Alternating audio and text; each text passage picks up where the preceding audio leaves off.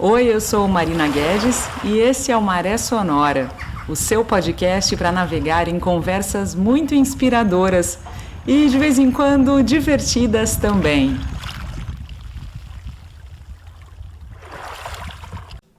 Três, dois, um. 3, 2, 1. Baba, say something again, please. 3, 2, 1. I can start like this. When you want to watch a movie on Netflix, what's the section you have to choose? How do you... Filmes. Filmes. So, laughing like this, I have the pleasure to start a unique, epic episode here on Maré Sonora podcast.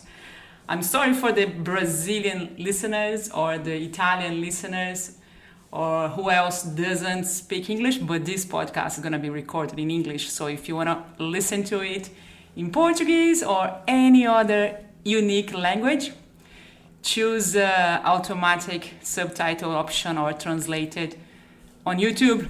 And don't forget to subscribe wherever you get your podcast.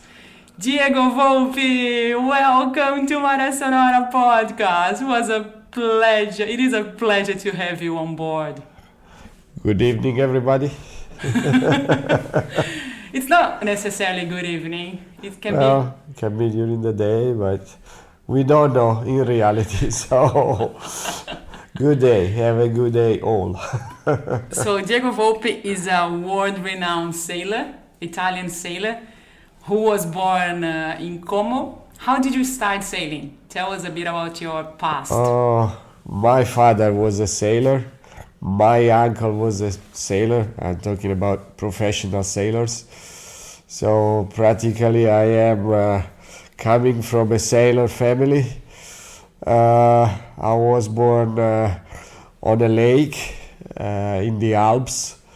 It's a pretty big lake, so we used to race little boat on the lake, and also in the good season, during the vacation in the summer, I used to go visiting my uncle, and when my father was off duty, many times we had some sailing around the Mediterranean. So that's from where the passion is coming from. And then you had a pretty fun military career, right? Yes, also I was in the sailing team of the Navy, the Italian Navy. So yeah, it wasn't very hard. It wasn't really a very hard military service, but I had the possibility to sail a little bit, to participate to many Mediterranean race, and to know a lot of people involved in the race, and so on. So that was maybe the first step of my career, really. Yeah, but what exactly was your duty during the Navy? Because you told me a few times that it wasn't actually a hard work. What was your... Yeah. Well, we was sailing a lot, but racing only seldom, and most of the time we had to carry around the families of the officer, the Navy officer, and the officer themselves. So I was assigned to a sailing boat, and I was taking care of the boat all week, the whole period I was in the Navy. And as a normal, it was more or less like the job that I did after the military service, just taking care of some boat or working as a captain on board, and so on. So it wasn't really different. And I was paid for, so that was the good part, you know.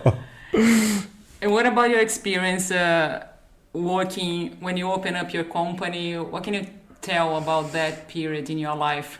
Yeah, after the military service, I began doing delivery, and also I opened a little company for maintenance on the boat, installation, and later marine electronic.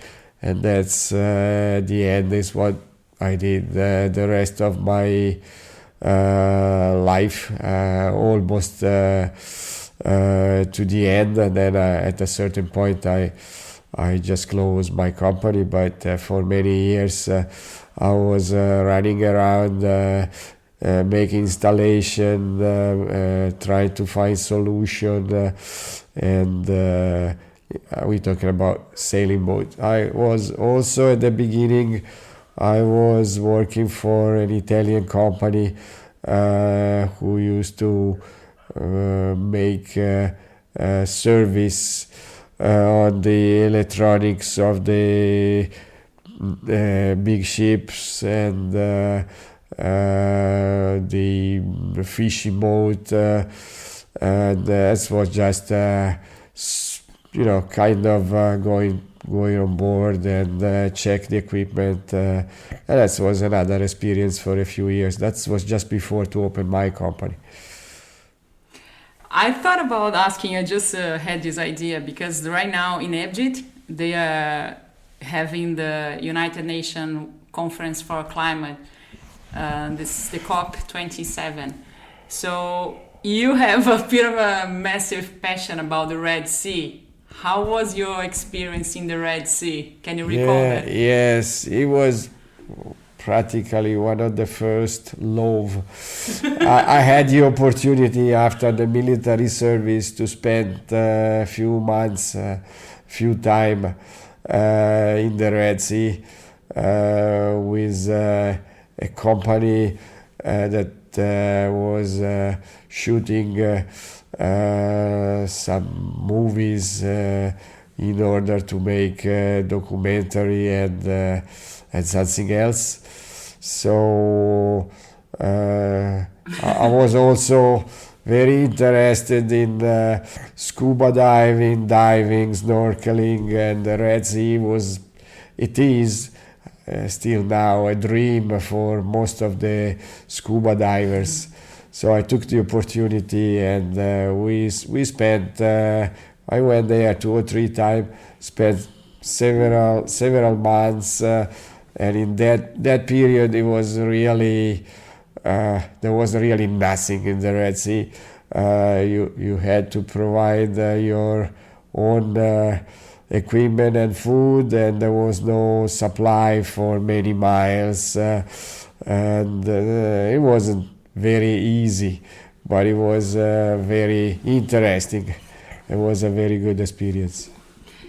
And then making a bit of a loop, jumping ahead, when you went on your first Giro del Mundo, your first half circumnavigation. Yeah, after some year dreaming to having a boat and for much longer navigation, and especially there was the dream to go to the Pacific. I was able to buy a small boat, and with my family I left from Italy in the better condition I could. The boat wasn't very big. It was a 34-foot boat. At that time, the average size of the sailing boat around the world was much smaller than nowadays. We managed to be out 5 years and to navigate to Australia, and then we sold the boat in Australia. We came back, and of course after coming back I restarted my previous job on boat and all these But in the meantime, before to leave for the world tour, I had several delivery across the Atlantic, so I had an opportunity to learn to make experience in navigation. Not to mention the navigation with my father when I could, and he was still working. Several times I was on his ship, and I was treated as a crew member, so he was very demanding. And that was good because I had the opportunity to learn about navigation and from the professionals. But your father, it wasn't his type of boat. It was not a sailing boat, right? It was No. massive. We're talking about tanker ship, Exxon company, very large ship. Talking about 150 or 200,000 ton boat. Certainly not the size of boat that I use to navigate with. And Diego, you had on board. You had your first wife, your daughter. She was 6 months by then. Yeah, 6 months old when we left from Italy, and she came back just in time for primary school. And the dog. The dog, of course, the dog was a second child, second child. If you had to say something about crossing the Atlantic, what is the hard part of it for somebody interested in doing that? Oh, the hard part is to organize the expedition before to leave. Then technically, if you do it in the proper season, which is easy to understand, it's not really a big deal. I had worse navigation in officially safer and better place than the Atlantic. So it's just matter of organization. That's all. If you can leave 99 on 100, you will be the other side easily. And where? Like, for example, you said you had worse navigation somewhere else, calmer. Where? Oh, in the Mediterranean during the winter, you can find ugly weather. I've been in the North Sea and in the there are many places. Maybe not as wide as the Atlantic or the Pacific, where the weather can be worse and maybe you don't expect, but even the lake can be very bad sometimes, But anyway, of course, there are different problems. The size can be a problem, the length of the navigation and the way you organize yourself. Of course, the boat, you have to be in good condition. You have to be able to provide every kind of repair that the boat need by yourself. So, but most of the people, it's doing that without big problems. Provide that you do it in the right place, in the right season. When you did the first long trip, there was no such a thing as GPS or this AIS we have been using recently. How was the navigation in those years? Yeah, it was a bit more tricky, less relaxing, and funny sometimes. In the med, we used to know more or less where we was, but many times we had to land on a very even coast, and we didn't know exactly where we was. because we was taking many time for many days offshore against the wind, and that recording navigation wasn't that precise. So I don't shy to say that sometime we landed in some place and we went to buy a postcard because we did shy to ask where we were, you know. That's in Italy, you mean? No, in Spain. That was in Spain. And well, Italy, we know Italy pretty better. That time in the 80s, Spain was something new for me and for my crew friend. So sometime, yes, we went into some unknown port and we asked, where are we? But of course, then with the GPS and all the other stuff and better skill, the situation had improved a lot. Were you using the sextant a lot in the Pacific trip? Yes. Well, in the Atlantic in particular. First time I went to the Pacific, I was lucky enough to have already a GPS. But in the Atlantic, many times it was the only matter to have a position. So that's the training I did with my father was good. Was helpful.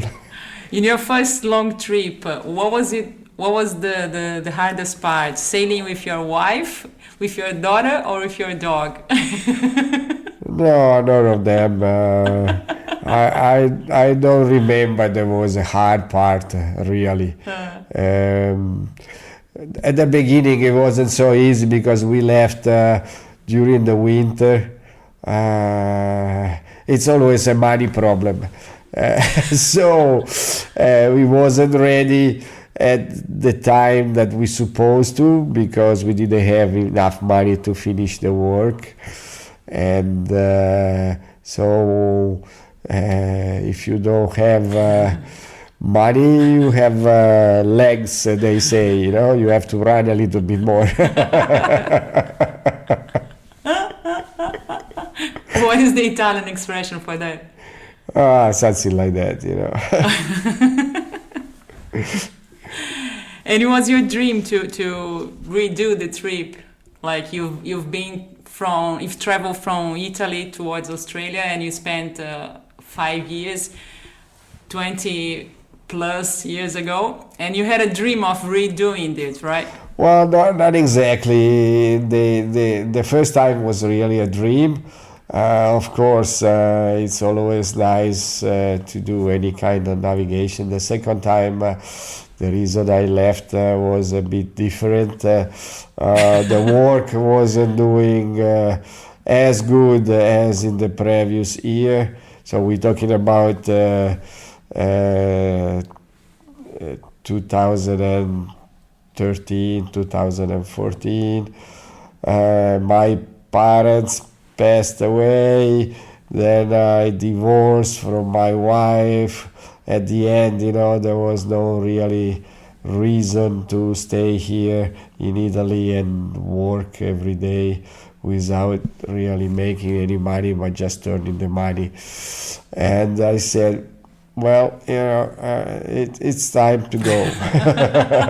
It's time to go. So I left. I didn't have a really clear idea of what were going to be my plans. And at the end, you know, I went to the Pacific another time.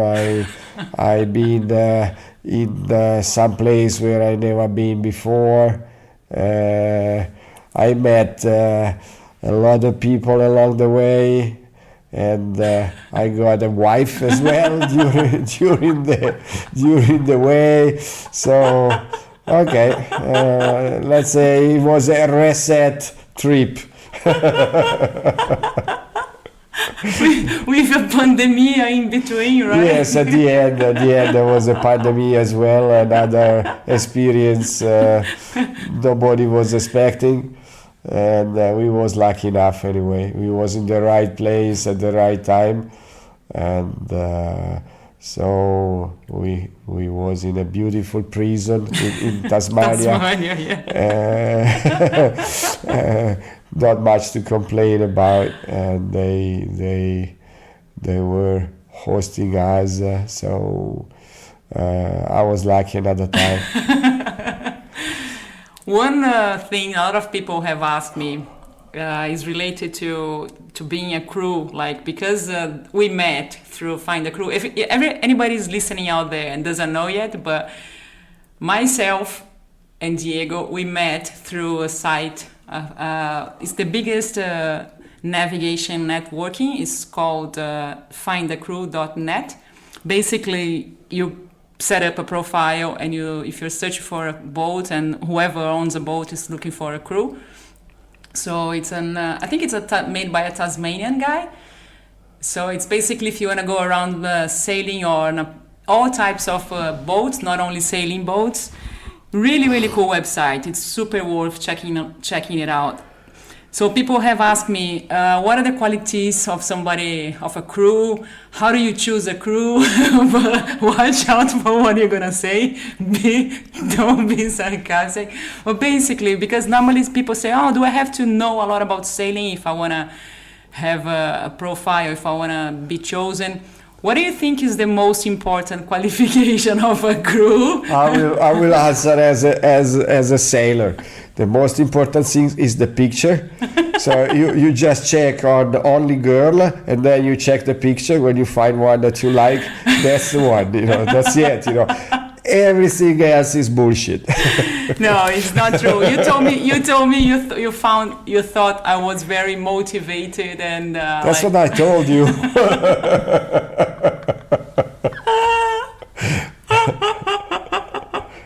Because it's interesting. It's a serious topic, because some skippers, they prefer when their crew has no experience whatsoever.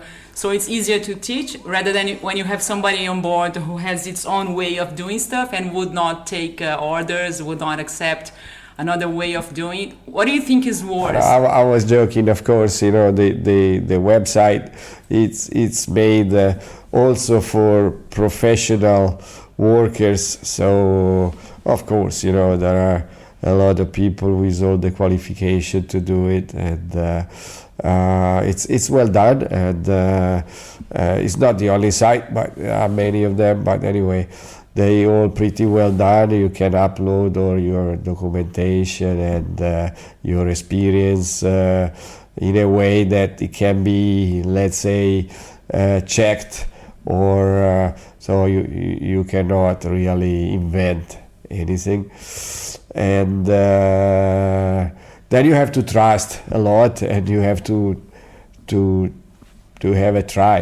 I mean, you have to be lucky, of course, but it did work. For many boats, and it's still working. I mean, it's a way to know people, to put together people with the same passion, with the same work, the same need, anyway. But what do you think is better? I mean, it's more difficult or better if somebody comes on board without experience? Because I remember in your case, you were not looking for anybody with experience, because you had heaps of experience before. You were just looking for some mate or girl, whatever, to share. Basically, I was navigating by myself, so I didn't really need to have somebody to continue my trip, but I did need somebody to share the experience with. I had a lot of time, my friends on board, but not all the time, And so if you don't have experience, you have to be patient. You will do it. Unfortunately, you can read and study as much as you want, but this is theory. The experience, by definition, you do it on your skin. So just go.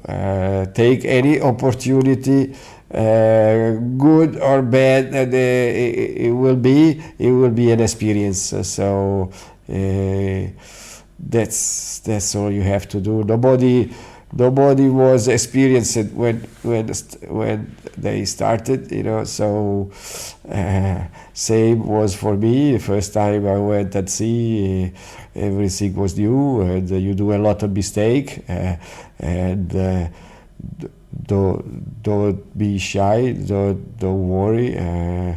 Mistakes, you need to make mistakes to learn. It's part of the process. I remember one thing you used to tell when we were sailing, when we were traveling, comparing both trips, one around the 1995 and this recent one early 2015. You saw a lot less fish during the crossing and in general. How do you recall that? What do you want to say about it? Well, that's unfortunately it's nothing good.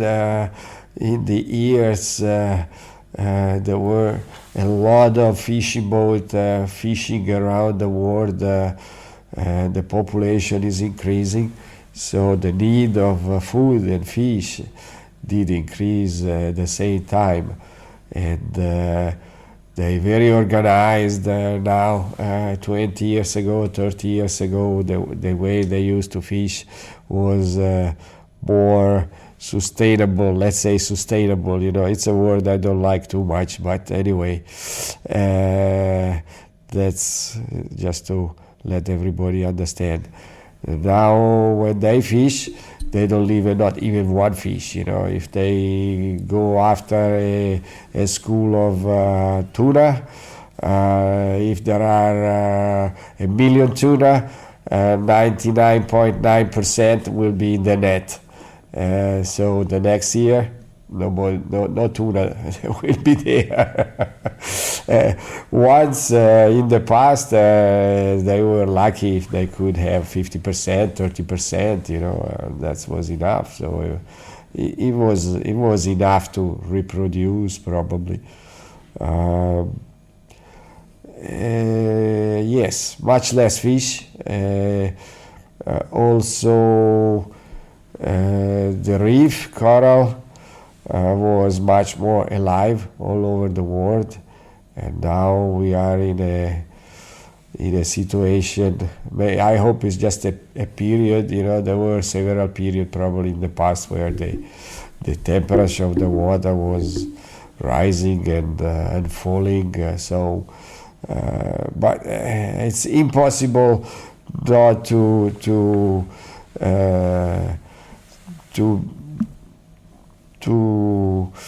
see that the coral is not anymore what it used to be 20 years ago. That's a big difference. Most of the place where I was in the Pacific, the reef was all alive. It was like a garden full of flowers. Now it's like to be in winter. It's all gray most of the place. It's very unusual to find a piece of reef still alive. Just in a few islands we had.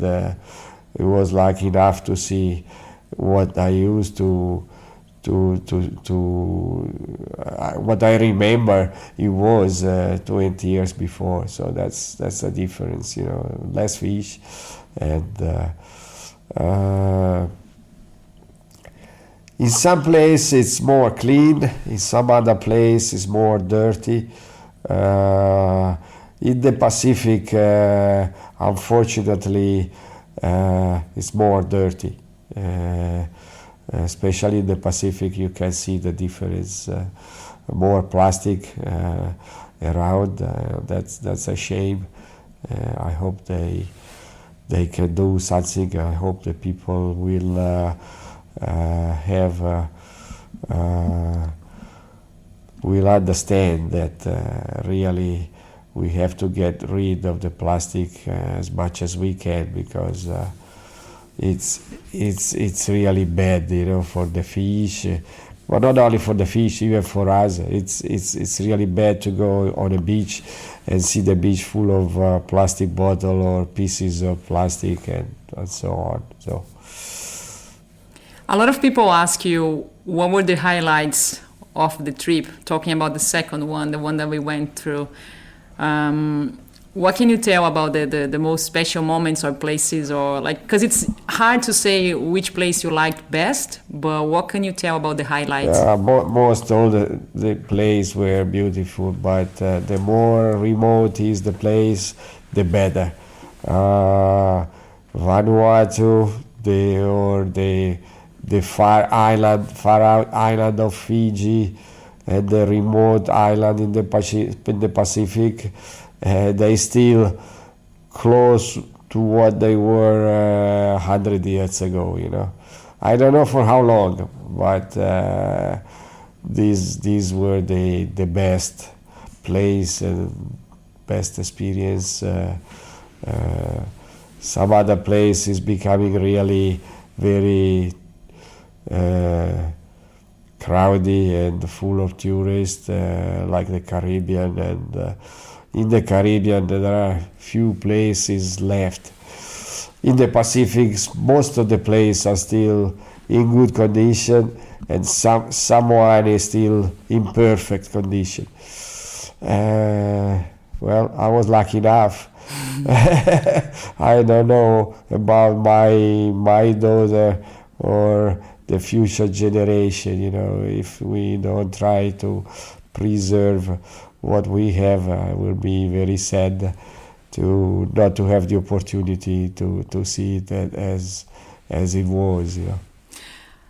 You are also a pilot. Which one do you like best, flying or sailing?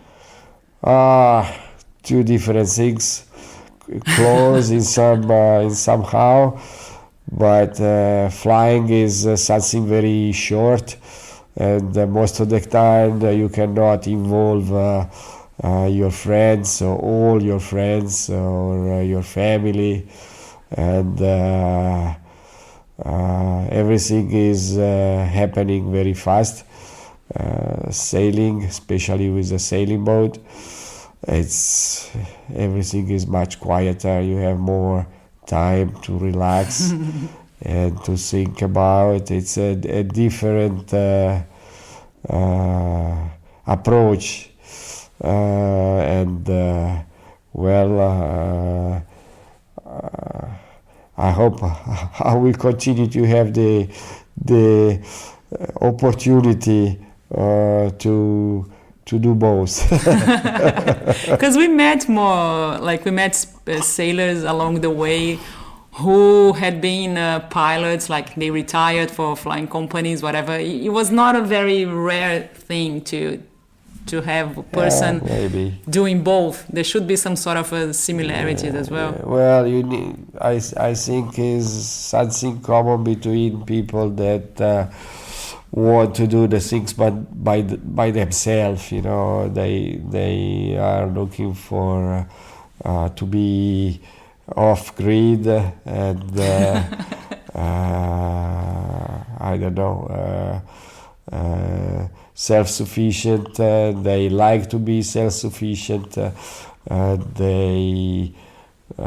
They can live without much stuff or lot of facilities. They can adapt themselves. They can fix their problem. In most places at sea and in the air, you are on your own. So there are no bars and gas station. So you have to take care of yourself. And speaking about technologies on board, a lot of people have asked me if I had faced or been through storms or scary moments or so on. What about you? Looking back at your experience. The more experience you have, the less bad weather you will face, you know, because the job of the sailor is to avoid. It's not to survive bad weather. It's to avoid bad weather. So stay far from trouble. Now it's much easier because the weather forecast. It's ready available almost everywhere, from everywhere. Any means of transportation in some way can reach the weather service. So the weather service, especially for the next 3 or 4 days, it's almost perfect. Behind the week, of course, it's still a little bit questionable, but so really, if you get in trouble, it's because you want to, or you don't have enough experience to. But there is a good possibility to stay out of trouble. This is much better than what it was even 20 years ago. I remember we got involved in some bad weather just because we didn't know. We didn't have the possibility to check in log navigation, so we had to survive, which is never a good thing, because there is always something that can go wrong. So now it's much easier. Yeah. Did something go wrong? Oh, not really, but we was young and a bit incoscienti, more heart than brain.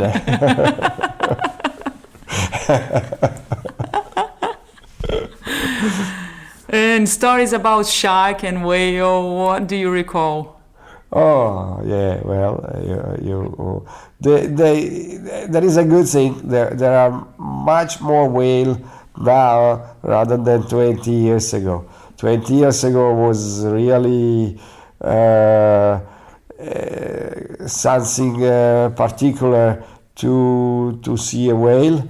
Now you can see them pretty often in many places, especially in the Pacific. So the population is increasing. That's a good thing. They're going back like they were probably. We have several encounters, even close, and it's something particular, and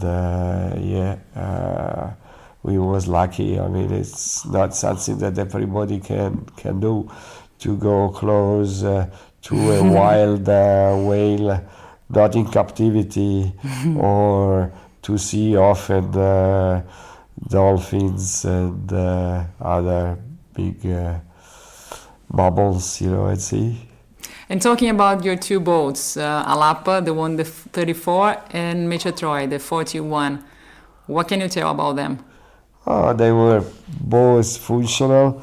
The one was smaller and simpler, but it was more or less same. We had solar panels and a wind generator, a radio to communicate. Of course, recently we could add a lot of fancy toys, but really not strictly needed. It's more because I did like to have them and to use them rather than really needed for navigation. Yes, of course, GPS did change. It was a big step for everybody in navigation. Much safer and very useful, and less work to do. So it opened the way to virtually everybody at sea. Yeah, we're talking about two monohulls. We just didn't mention both were monohull. Just to clarify, they were not catamarans, the boats. No, I don't know them much. My experience was all on monohulls. Of course, I've been on a catamaran many times, but they're very comfortable. But I still don't like them much. I mean, I like the fast one, the racing one, but the other one are just a big platform. It's just a way to make something more similar to a house at sea. And most of them, they are bad looking. If you go into a bay, beautiful bay, and you see big piece of plastic at anchor there, well, you don't like it much. Anyway, maybe it's a very personal thing, And just to conclude our chat, what do you miss most about sailing when you are not at sea? What do you miss about the style of life, the style of life. You have to deal only with the weather and the sea, and rather than run after a paper job and fake need on land. Sometimes you have to do it, but the lifetime was much better. The rhythm, you wake up when it's light, you go bed when it's dark, and you going to meet most of the people in the island in the Pacific is still living in that way. They have no light, no electricity, and they just self-sufficient. They have no big need. They friendly and simple life. What is supposed to be like this. They good to fish. They good to sail. They good to hunt. More simple life. Yes, I like. And what's the advice you would give to anybody out there listening to us and thinking, should I create a profile on Find a Crew, or should I look for a boat and start learning? What would you say? Both, do all you can do. I mean, if you have the passion, if you have dreams, if you like to go around the world, definitely sailing boat. It's a good method of transportation, much better than an airplane. It takes more time, but it's more human, and no jet lag. And of course, you have time to think and to dream to the place where you're going to. So if you go to a place, it's because you really want to go there. It's not for mistake, you have to choose before. So you have to think about. You don't go and just buy a ticket for a warm place in a travel agency.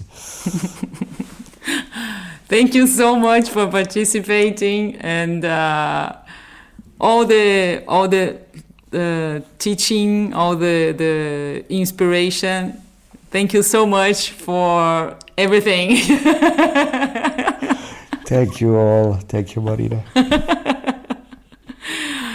Yeah, so if anybody wants to find out this chat, understand this chat in Portuguese or any other language, just hit the subtitles and translate it directly from YouTube. Don't forget to subscribe, share, hit like, and all those digital stuff that help us reaching more people. Thank you. Bye bye.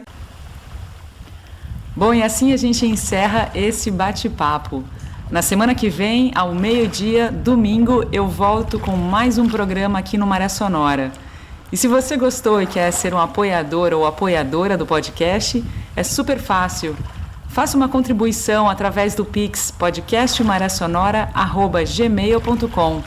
Não tem valor mínimo ou máximo, qualquer contribuição é muito, muito bem-vinda. Se você mora fora do Brasil, tem um link disponível na descrição do podcast de cada um dos episódios. O Maré Sonora é um oferecimento do Café do Luiz, o café que celebra a amizade e os bons momentos. Encomende o seu de qualquer lugar no Brasil através do perfil no Instagram, que é o seguinte, @Café do Luiz. E eu volto no próximo domingo ao meio-dia com um novo bate-papo por aqui.